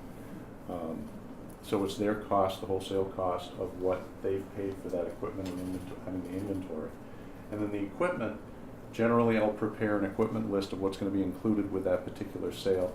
And I ask the seller to value that equipment as, you know, they bought it for $10,000, it's 5 years old, it's worth $5,000 now. So they generally get that valuation. And that's an equipment list that goes along with the memorandum of offering, so it's offered out there to somebody and they can figure out what they're buying for equipment. It doesn't matter how much equipment you have and whether you just bought something brand new specifically, because that equipment is necessary to generate the sales that you have. So it all boils down to sales, and it boils down, in my estimation, in the way I prepare, is the bottom line of what somebody's going to be able to use that equipment to generate an income for themselves and their partners that are coming into the business. Yes? How much was the asking price on the business, and how long did this business take to sell? I think that it initially was listed at $350 for real estate and business. And then we probably had, over the course of 6 months, we probably had 8 to 10 showings on the property. And this was the only offer that was presented probably after that 6 months. And so we negotiated and were able to put that together. And when you get involved with the post-closing things, it spreads it out, and it takes, you know, so it's upwards of a year from the date of initial listing to the end of sale. So the negotiations that occur between the seller and the buyer generally run through the intermediary. It would either be Michael or me in this type of a situation. We keep you guys apart. And there's a reason for that, is that, you know, as he said earlier, it's your baby. You know, take offense to anybody that doesn't want to pay you top dollar for that. So we act as that intermediary, and we work out those negotiations, and I do it through a letter of intent. It's a very simple letter, non-binding letter that sets out the parameters, and we negotiate that. And then once we get the letter of intent signed and agreed to, that's when we have the conditions that are in part of that letter of intent that kick in immediately. And usually it's subject to verification of income and expenses, which the verification is through those IRS forms, the Schedule E, the partnership forms, whatever else you have to produce. So I usually ask for those up front, for you to give me 3 years, I have in the file. And once the buyer that I've entered into a confidentiality agreement with settles on that letter of intent, then they go from reading my APOD of what you have in front of you to actually seeing tax forms.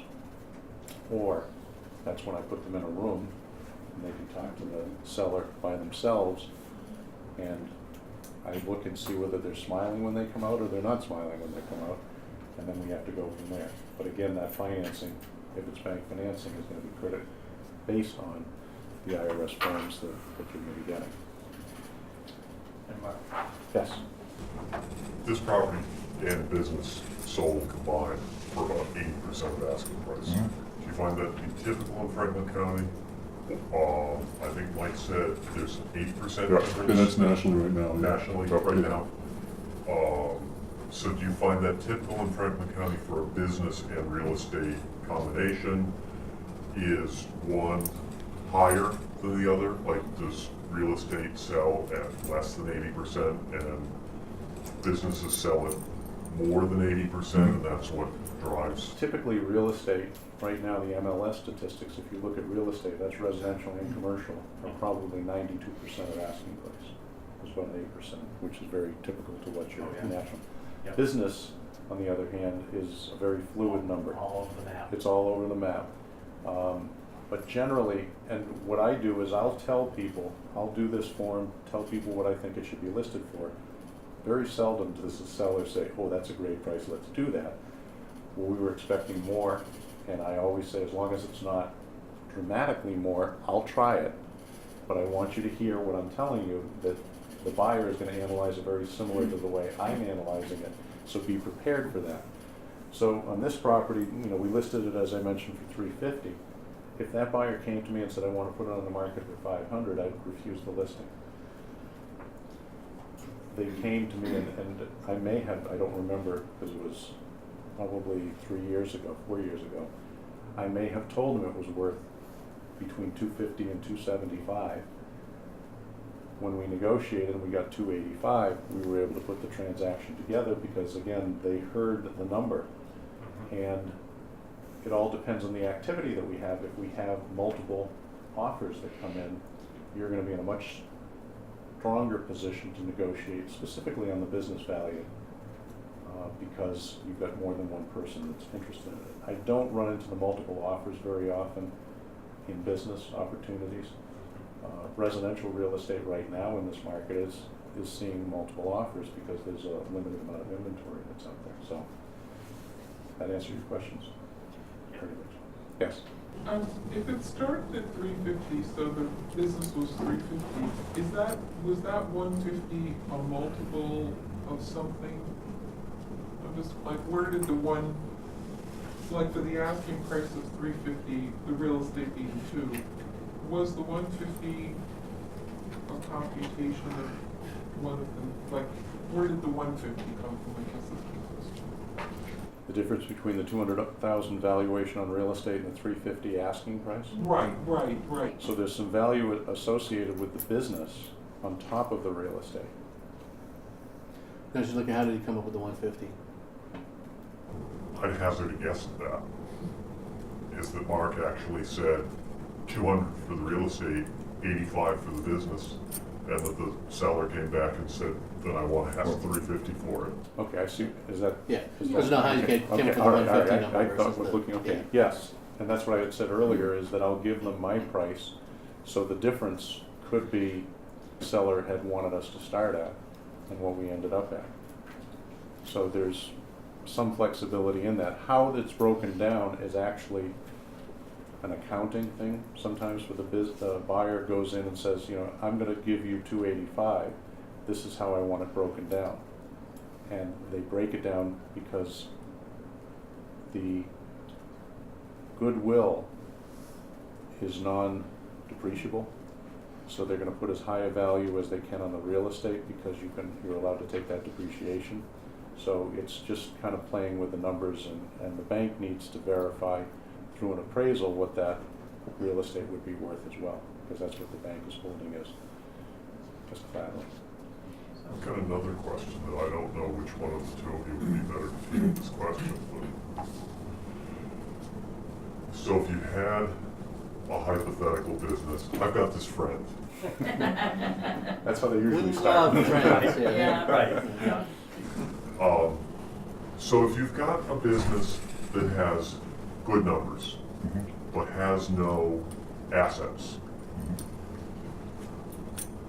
a lot of what drives this business is with the owners. To sell this business, there's not a lot there that's sellable. But if this business was combined with real estate, that would probably make that hypothetical business a lot more sellable, or a lot more tangible. And it's more financeable, too. Financeable. That's the word I was struggling for. I think, yeah, I would disagree with that to some level, is that the business value is ultimately the business value, and the real estate is the real estate value on that. Unless the real estate is a critical component of the operation of the business, you know, it's going to get treated as such. You know, so to his point, at a restaurant, you know, yeah, you may be able to get a little bit more because there's a on the price because the real estate's owned. And that's where you build the equity in a restaurant business, is owning real estate. So, Right. versus a leased location. If this was a leased location, you know, he probably wouldn't have sold. That was my point. Yeah. Right. And that's the Yeah. point that I usually ask, if it's under a lease type of a situation, I need to see the lease, how many options you have on the lease to renew, how critical your particular location is to the running of your business. And I always tell people, if your lease is coming up next year, How planned Yeah, that lease and is. it's, critical that you be there, you need to negotiate that lease to extend it out 5, 10 years, have some options after that, and now you've got something to sell. But if you don't have control of where your location is, you're putting the new buyer in a disadvantage, because if you're successful there, it comes up for renegotiation, and the landlord has you over a barrel. Right. The Yeah, buyer wants great it. example is Loose Goose Cafe in Amherst. If you're familiar with that, we had that as a listing. We had a buyer in place, and then they were basically informed that we're tearing down this plaza and we're going to build something else. So, and my client, Loose Goose, said they had owned the location, but it was a condo situation, and they didn't have the boat. So we went from having a business sale of X to, well, he got his price on his real estate, and that was it. So, control of that location is critical to the sale of certain businesses. Right. So the negotiations part, we go to the letter of intent, we have the conditions put in the letter of intent of what the buyer wants to see, what they have to do. It might involve bringing it to particular municipalities to get the permits transferred. There's a lot of those things that are put in the letter of intent, which we start working on initially. And then it goes to a formal agreement of purchase, where there might be an asset purchase and there may be a business purchase. There's two different agreements, and that's where you get attorneys involved as part of the team. And what I found interesting, what Mike had said, you want to make sure that you get a business attorney to do it. Well, like me, I am a jack of all trades in Franklin County. I handle anything commercial, even though I may not have been trained for it. So what you want to find is and what Mike had said earlier as well, is one that is at least a good negotiator, one that has done some businesses in the past, but you probably will not find a business specialist in Greenfield that does that and make their living specifically on businesses. There just isn't enough business around here to do that. So just find somebody that you feel comfortable with will make this sale, because it is a deal breaker if you don't have somebody who's willing to work and make this thing happen. So, look for that. We also will work with local banks and work with the CDC to try and get the financing package together, which is again a critical component. And sometimes, as was mentioned earlier, we have to ask the seller for a commitment to make this transaction work. It's an endorsement that I believe this business is going to be successful, but it doesn't go without risk, because you know that the business can be successful. You've run it and it's been successful for you. You sell it to somebody else and they want you to help finance it, and they run it into the ground in the first 6 months. Your seller held mortgage is greatly at risk at that point, so it is a risk. So you as the seller want to be very, very confident that the buyer has got the capability and the skill to be able to continue to operate that business, at least for the term of what your mortgage is going to be if you're holding a note on it. So, and sometimes it's the only way we can make a transaction happen. Again, the CDC has been wonderful. Whenever we get a bank that's involved and they say, we're only going to give you X, the buyer we know has Y, and we come to the CDC for the balance, and a lot of times they can make that work. The CDC won't talk to you unless you go see Amy first and say, you got to have a business plan. So again, when we have buyers that come in that we're working with and they have a particular interest in a particular business, we have them call Amy and say, you got to develop a business plan. You offer courses in this type of thing, but a lot of times we can do some counseling and assessment so that buyer can produce a business plan based on the income and expense information that we've given them as to what they're going to be doing. And once they have the business plan in effect, it's more financeable from the bank. The CDC now has met their requirement that they at least have an idea of what they thought about what they're going to be doing in the future, and we may be able to put that financing together. And then we bring it up to the closing. And as I said, it can take anywhere from 6 months to a year based on the conditions that are in there and what you have to accomplish. And what we typically do is, as I mentioned before, we have the inventory counting as the day of the closing. We have transfers of licenses. It could be liquor licenses, it could be business operating licenses, whatever else we have been working on. Those all get transferred as of the day of the closing. And the last thing I'm going to talk about is the transition. A lot of times, and I'll build this into a letter of intent specifically if I feel it's necessary for the seller to have a relationship with a buyer to ensure success, that I'll ask for the seller to provide training for a limited period of time. And it can be either compensated or non-compensated. It's all part of the negotiation. But you know your business better than anybody else. The buyer coming in wants to get off on the right foot. So what we may have, a couple of things can happen. It can either be right before the closing, the buyer comes into the operation of the business before the closing, and we try and make it very, very limited. But the seller shows the buyer, introduces the buyer to some of their vendors, goes to visit some of the people that they do business with, introduces them, and has that period. Typically, we try and do that prior to the closing so that the closing is terminated and the buyer's on their own. Sometimes it exists after the closing as well, and it can be a fairly sizable investment from the seller to say, yeah, I'm going to work 20, 30 hours a week in this business to show you I'm going to work for 2 weeks. And typically in that type of a situation, we will also negotiate pay for the seller, because if you are selling a business and you're putting in that much time to train, we can negotiate the pay, unless you've got a really good price and you're just really happy and you're going to do it for nothing. So those are all negotiable items as well. And then the last thing I'm going to talk about is a non-compete.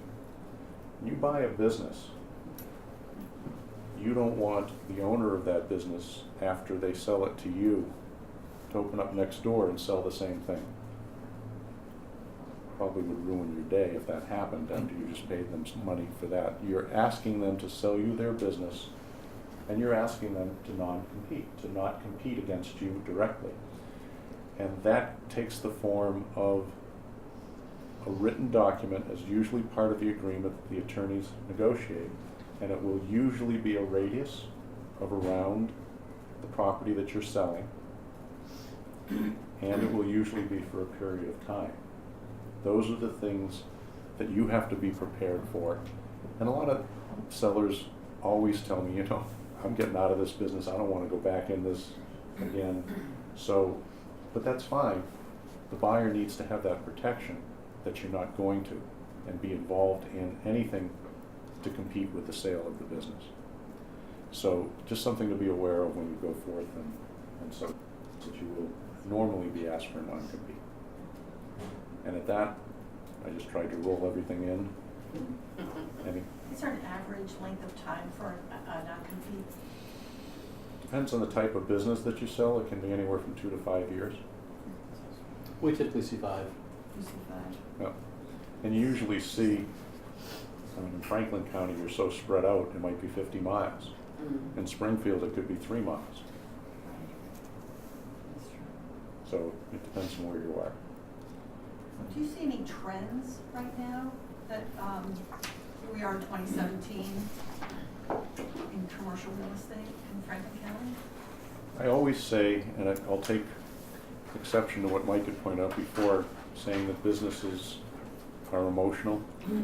I do residential and commercial because there aren't enough businesses in Franklin County to support my needs, so I continue to do residential. I've always felt that residential has been more of an emotional decision, and that the commercial buyers that I work with, it's to the numbers. It's basically numbers. And to answer your specific question, the trends are that commercial real estate business opportunities are typically economy related. That if the economy is growing and healthy, it's usually an upbeat type of a pricing strategy. But we just went through, from 2008 to 2015, you know, a drop in the economy. Commercial real estate was really just kind of hovering. Some of it was losing value. Business opportunities, we would have a pocket every once in a while. Some business opportunities during that period of time thrived for one reason or another. So whatever that business is doing, if the business is doing well, the market, as long as you can find somebody that has cash, because the financing part of it, the banks are a little bit more cautious in a tightening market or whatever. But I always look at it, and as I said before, I look at it and what it's going to generate for income right now, and how that gets financed and how that gets put together, and whether it's cash will make the difference. But we're seeing the trends right now in an upward sense. The economy is kind of stabilizing. I will not go out on a limb and say that that's going to continue, because there's just too much out there right now that could change that. But you know, I do find it a little bit up. Yeah, we're seeing a lot of activity. Yep. So it's a good thing. And that's why we can take the time out of our schedules to Right. That's great. Thank to you so present. much. Yep. Thank you all. Great information, thank